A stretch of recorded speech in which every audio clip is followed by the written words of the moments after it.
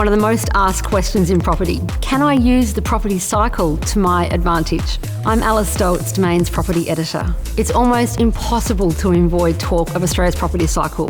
1 minute it's booming, the next minute it's bust. But understanding that property cycle can be used to your advantage. So what is a property cycle? A property cycle starts with a boom. Prices are high and so is demand. The boom is then followed by a downturn. With fewer buyers in the market, prices start to fall. Slowly, the property market starts to recover and buyers start edging back into the market. The really bold ones trying to pick the bottom of the market. There are many different drivers that impact a property cycle. Things like interest rates, population growth, as well as buyer incentives can all play a role.